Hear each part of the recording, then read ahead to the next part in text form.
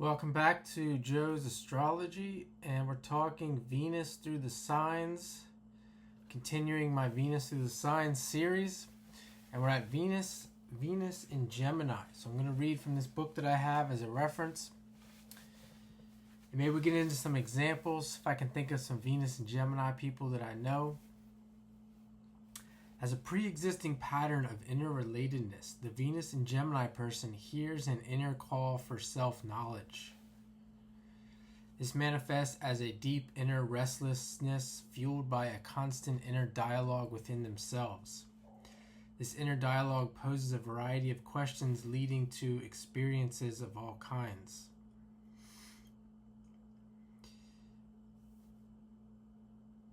The essence of these questions is defined by the inner question, who am I, which leads also to who are you. Now, I'm not sure where he's getting this, other than as I've mentioned this before, this guy at this point claims to have read somewhere around 15,000 plus birth charts. And I think the first person that comes to mind is that guy on YouTube, Dolo the Pilot Man. he has Venus and Gemini, and you think of like someone like that, really being someone who's into information, and wearing all those costumes and kind of putting on different hats and being an actor of some sorts. Venus and Gemini people relate to and understand themselves inwardly through a reactive process. This means that these individuals pose a variety of thought possibilities, leading to potential experiences, and then react to these thought possibilities in such a way that the reaction itself produces self-awareness and self-knowledge. This is a perpetual process with the Venus and Gemini person, because Gemini as an archetype is mutable. The mutable archetype is one of unrestricted growth and perpetual expansion. Yeah, and that kind of reminds me of him too. That makes a lot of sense. This idea of unrestricted growth and perpetual expansion, especially when it comes to information. And he's saying here self-awareness and self-knowledge, because and this is where you can look like a crazy person as well. You think of Gemini being known as being, a lot of people think Geminis are crazy because you go down this rabbit hole, even whether it's through the self or through externally through information. You can do it either way, and then you start becoming aware of things that no one else is aware of, and they think you're crazy. And hopefully, at worst, they just they still like you. They just accept you that way, and they laugh it off. But you could be like someone like him, and they're not gonna take you seriously. I mean, some people might. The mutable archetype is one of unrestricted growth and perpetual expansion. Yet, because we live in a time-space reality that is defined and understood through polarity, the process of expansion must at some point contract. I thought he was going to get into because we live on Earth, which kind of said that time-space reality. There's only so far you can go. I mean, some people maybe believe otherwise. And then there's contraction. Thus, the Venus and Gemini people learn about themselves through cycles of contraction, which are induced as a reaction to excessive expansion. There again, that could be lead to that kind of bipolar experience. In the cycle of expansion, Venus and Gemini people are inwardly considering a diversity of thoughts in their desire to understand themselves and life in general. These thoughts are induced by exposure to life itself. What does this mean? What does that mean? By doing this, what will I discover? If I read this, what will I learn? If I talk to, that was a message that I sent myself, that just came through after like a week. Sorry, but what does this mean? By doing this, what will I discover? What will I learn?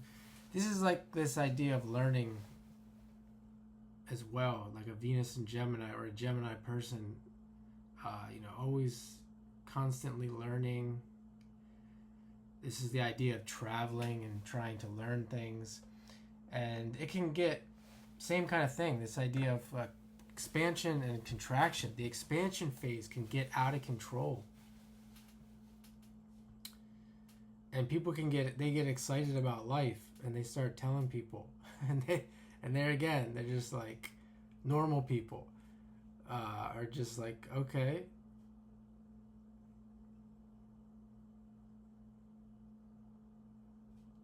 Do I really believe this? What does this really mean to me?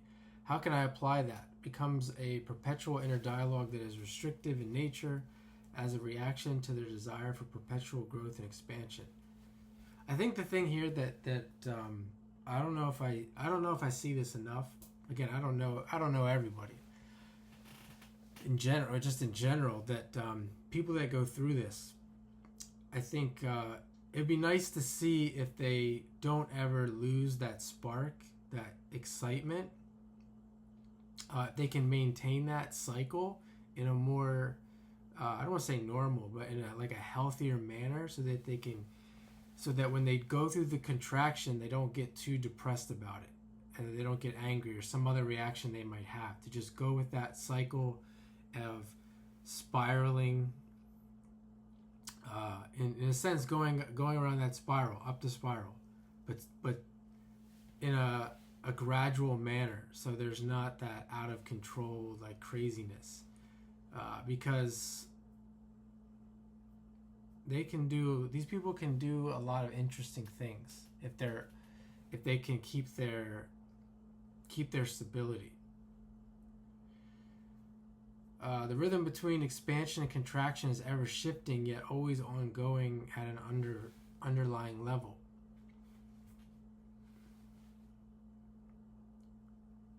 Always ongoing at an underlying level. Like if they have awareness of this, then they can hopefully have more control over their reaction to the expansion and contraction. Even though the cycles of inner and outer expansion and contraction are not predictable, there's always an underlying reactive dialogue that occurs within the Venus and Gemini person. Thus, these people may enter into a cycle in which they are seeking out all kinds of experiences, taking all kinds of classes, reading all kinds of books, seeing all kinds of movies, etc. This will then induce a cycle of contraction because they will reach the limit of such expansion. Another interesting thing here is that with YouTube now, like even if no one's listening, to just take all of that expansion during the contraction and speak it into the camera. Like I know a lot of people write. I've seen a lot of people on YouTube do like diaries. They'll call it their diary and they just speak into the camera. I even met one. I don't know if what she had in Gemini, but I know she had like 3 planets in Libra, and that was she just would speak into the camera. That's all she does is like her diary, and that is like kind of like that Dolo guy too. And now we can do this where like it feels like you're doing something because people are watching versus just writing it down. So it's like maybe you get something out of that work, and it keeps. But the main thing I was gonna say was this idea of the dialogue in the head, getting it out.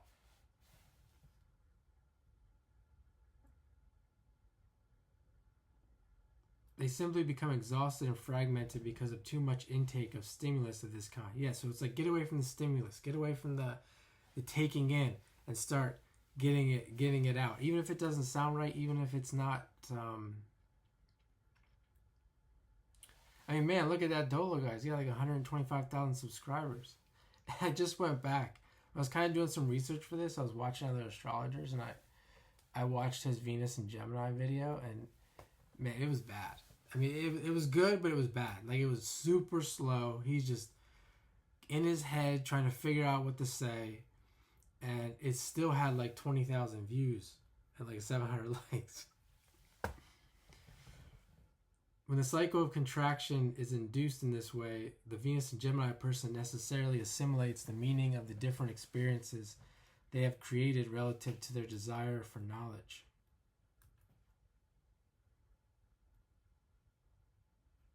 Yeah, so like that's like the learning process. I talk a lot about this in athletics, where you do the work and then you rest. And that's where the learning occurs. During that contraction, that's when the body, the brain starts to change.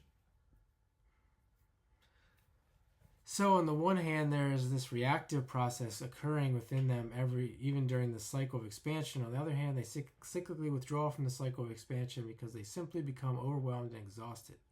By withdrawing from external stimuli, they are able to assimilate what they have been exposing themselves to. I also know a moon in Gemini. She had moon in Gemini in the third, and her Venus might have been Sagittarius. I forget. But just have that, like have a moon in Gemini in the third. They could also do this.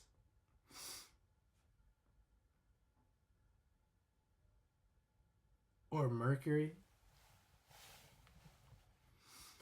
Because of their deep inner restlessness and intense inner curiosity to experience as much of themselves and life as possible, the Venus and Gemini person relates to other people in a very open, friendly way. They're naturally attracted to anyone who symbolizes new experiences to knowledge because they are open to all the possibilities of life.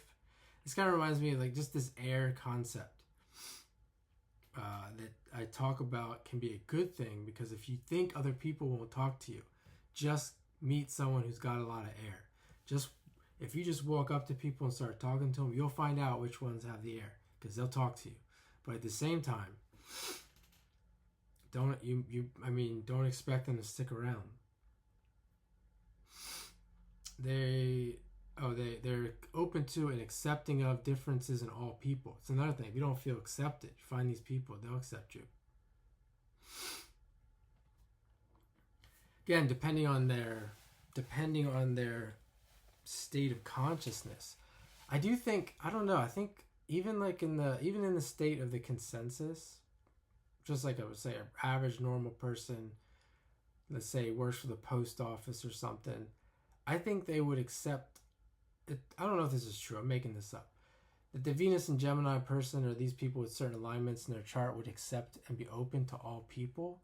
But what happens is they're always around these other people, and if they are in that situation where they're around other people that aren't like that, they'll have to conform to them, and it'll be kind of like they'll hide it, which isn't really what you're looking for anyway. Because as soon as they get around those other people and you're with them, inevitably they change, and you're like, who is this person I thought was accepting of me and this? And it's like you tell them you're an astrologer and they're okay with it. They start talking about astrology, but then as soon as they're around the other people, they go quiet. Like, astrology, what's that? I don't know. And it's like straight chameleon.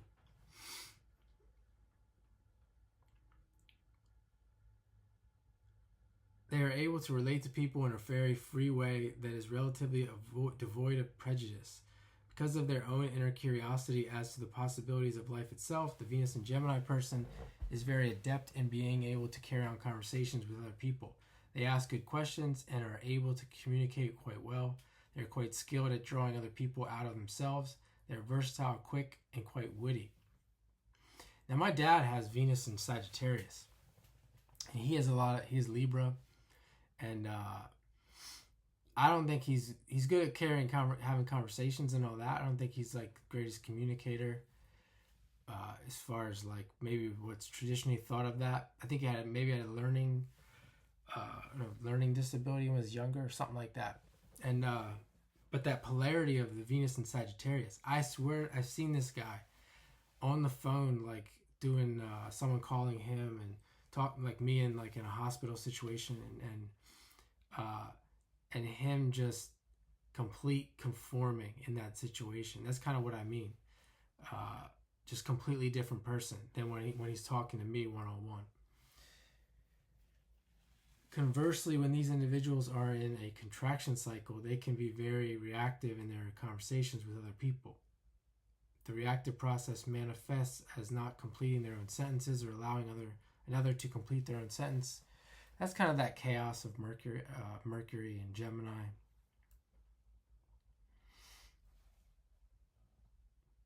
He's saying that reactive process is a survival instinct that's intrinsic to the archetype of Venus via its natural rulership of Taurus and thus the second house. That's interesting. So there's like, maybe that's tied to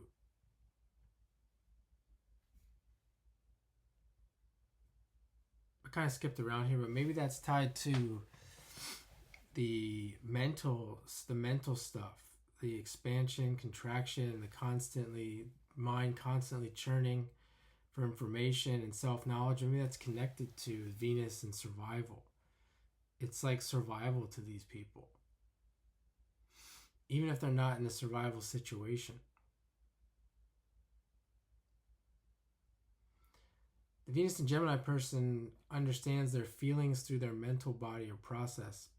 Let us understand that feelings are different than emotions. Feelings are immediate reaction to an existing stimulus, whereas emotions are a reaction to our feelings.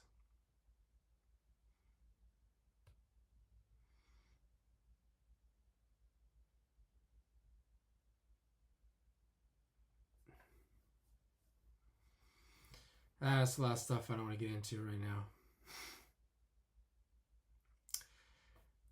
The good stuff. Sexually, the Venus and Gemini person values sexual openness in the sense of mentally entertaining all kinds of sexual possibilities. Again, they are naturally curious and they do not want to preclude any possibility out of hand. They will at least mentally consider almost any sexual possibility. At least mentally. Some with Venus and Gemini will have a dual desire, sexual nature that leads to bisexuality.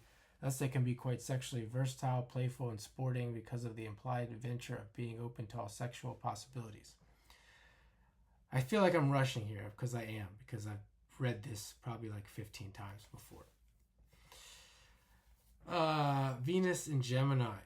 I think you can't really, I don't think you can really say, you really have to look at the whole chart, but if the person isn't having any experiences, like I feel like it's not really always up to them. Like a Venus and Gemini might be excluded from sexual experience for long periods of time, not really by choice. In some cases, it can be. It can be their reactions to things, their overthinking in their head, introvertedness, maybe keeping busy doing other things, learning, like reading books would get them away from this, not going out and socializing in maybe more of a Sagittarius way, which I think that's why people would call for, that's why a lot of people go for astrology. Like, what's going on here? Why am I not having, I wasn't having these experiences, and then now I try and I still can't win, etc. And then you look at the chart, there's the Venus and Gemini. It's not really their fault. Thus, they can be quite, said that already. There is also particular attraction to oral forms of sexuality and a strong mental orientation to the sexual act that induces a detachment from it. This could be like subconscious thing too. I knew somebody that had Mars in Gemini. I'm not going to get into their story. I shouldn't even have mentioned it, but you can use your imagination. Internet, phones, things like that. It could be they're not aware of the detachment that they have, and the time spent thinking about this, and the detachment and not acting. This is necessary for Venus and Gemini because it is through this kind of de facto voyeurism that they learn about themselves as a sexual being. So you see there's a function to it. There could be a function to it. And learn about others as sexual beings. On the other hand, this kind of mental detachment can create sexual frustration because it is as if they are forever observing instead of being totally engaged at a purely emotional and physical level. All these things can be overcome if you put in the effort. It is as if they cannot get out of their head, so to speak.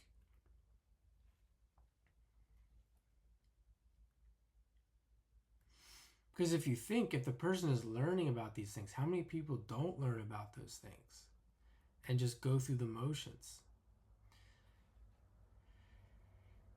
In evolutionary terms, the Venus and Gemini person desires to expand their consciousness in order to learn how to relate to themselves in a diversity of ways through the multiplicity of experience. The process of learning occurs through reactions to initiated experiences of an internal and external nature, thought and counter-thought. For evolution to proceed, the Venus and Gemini person must embrace its polarity, Sagittarius. In essence, this means to continue the desire for expansion, to expand the inner and outer horizons of awareness, but in such a way that indiscriminate curiosity is replaced by conscious intention. I want to learn this for this reason. I want to do that for this purpose. I am interested in learning this and will focus on it until I learn it thoroughly before learning something else. The meaning. What's the meaning? What's the purpose in learning something? What's the purpose of thinking about something? I'm thinking about this because of this reason, and so on. It's like you think of astrology. I mean, I do a lot of things. I learn a lot of things. And I learned about astrology, and look how far I took it.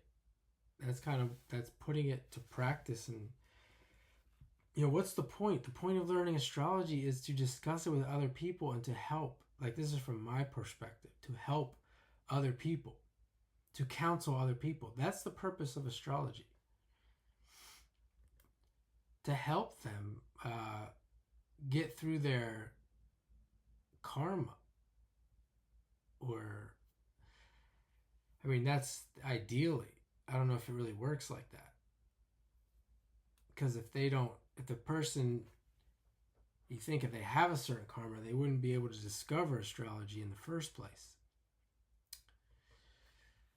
Or if they're fated.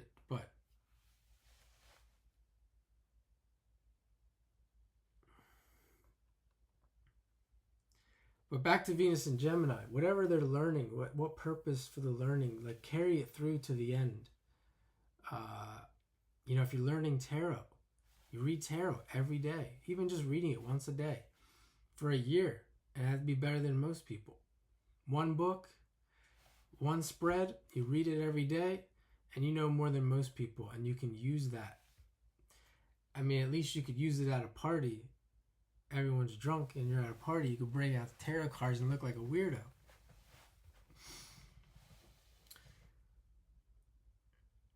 Or scare the hell out of some people. They will learn to listen to themselves in a different way, and that's how they listen to other people. In effect, they will learn to hear more deeply what is behind or within the actual spoken words and the thoughts that are occurring within their own consciousness. In this way, they will learn to communicate differently as they speak to the essence of what is being said versus reacting to the specific nature of the words only. They will learn how to communicate their own essence in a very direct way versus a plurality of words that is trying to describe that essence. That reminds me of those books. I think they were the Covey, like Stephen Covey books. Something about listening and how to listen effectively, how to make a better friend. I don't know, something like that. Like, these people would be interested at a higher level, would be interested in reading those books, or would find themselves being asked to read that book. Maybe like a parent or someone suggests that book because they're learning about communication. Venus and Gemini, you could say, okay, they love communication. They're interested in communication. Well, they got to learn about communication. And then it comes back to for what purpose. That is all for Venus and Gemini.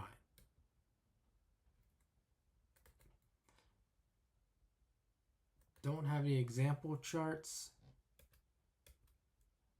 Other than that Dolo guy, I said he's got Venus in Gemini. I think it's in the 8th. So you think of occulted information, astrology, tarot, etc. He's in all kinds of hidden information and hidden knowledge. 8th house, Scorpio, Venus in Gemini. So I'll leave you there for now. I'll leave it there for now. Thanks for watching. And up next, Venus in Cancer.